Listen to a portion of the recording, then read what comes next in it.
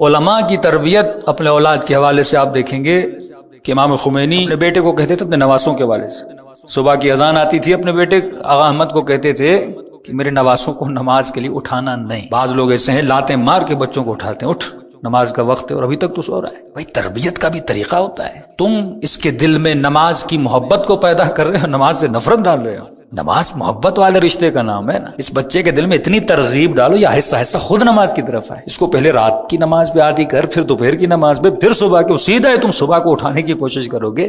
سختی سے علماء نے منع کیا کہ آہستہ آہستہ، سختی وہ ہو کہ کل ایسا نہ ہو یہ بچہ دین گریز بن جائے۔ کئی ہم نے ایسے لوگ دیکھے جو زاہد تھے، متقی تھے، لیکن ان کے بچے 25 سال کے بعد، 30 سال کے بعد سخت دین گریز، دین سے بھاگنے والے بچے بنے۔ باپ مولوی ہے لیکن بچہ دین سے بھاگا ہوا، فیملی بڑی دیندار ہے لیکن بچے بڑے بے دین بن گئے، کیونکہ ہم نے غلط طریقے سے ان کو دین سکھانے کی کوشش کی۔ حل الدین الا الحب، دین اگر دیندار بنانا ہے تو محبت کے ذریعے دیندار بنا۔ آج سب سے بڑا ایشو یہ کہتے ہیں مولانا میری بیٹی حجاب نہیں کرتی۔ بھائی جب تک تم فلسفی آف حجاب نہیں بتاؤ گے، جب تک فلسفی آف نماز نہیں بتاؤ گے، پہلے سے ریزن بتاؤ کہ حجاب کا فائدہ کیا ہے، اللہ تجھے کتنی ویلیو دے رہا ہے، اللہ تجھے ایک بازاری چیز نہیں سمجھتا کہ تو سر عام باہر گھومے۔ اور بعض لوگوں نے یہ یوٹیوب پر ویڈیوز بھی موجود ہیں کہ ماشاءاللہ کئی لوگ اس طرح سے کام بھی کر رہے ہیں کہ پریکٹیکلی دکھا رہے ہیں کہ حجاب کی ویلیو کیا ہے۔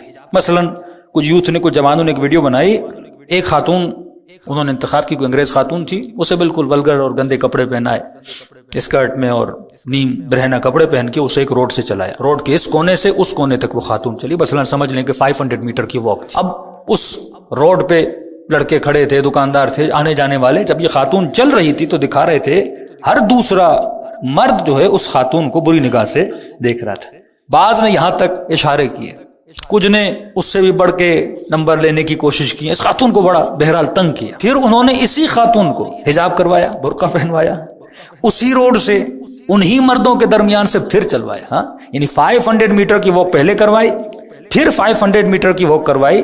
یہ خاتون، یہ جا کے دیکھ لیں یوٹیوب پر، یہ ساری چیزیں موجود ہیں۔ پھر وہ جب دوبارہ چلی اسی روڈ سے، ان سب تمام مردوں میں سے ایک بھی مرد نے نہ دیکھا نہ اسے اشارہ کیا۔ آپ تصور کریں کہ شیر بھوکا ہے اور آپ اس کے سامنے کیا رکھ دو؟ گوشت رکھ دو، اور شیر کو بولو کہ نہ دیکھنا ہے نہ کھانا ہے۔ یہ ان لاجیکل چیز ہے نا۔ جس معاشرے میں آپ چل رہے ہو وہ حیوانیت کا معاشرہ ہے، سارے افراد، سارے مرد جو ہیں تربیت یافتہ نہیں ہیں، متقی اور پرہیزگار نہیں ہیں۔ آپ بولو میری سوسائٹی میں 4 لوگ با تقویٰ ہیں، نگاہوں کو جھکا کر چلیں گے، لیکن جب آپ روڈ پہ جاتے ہو، سوسائٹی میں جاتے ہو، یونیورسٹی میں جاتے ہو، سارے لوگ تو متقی نہیں ہیں۔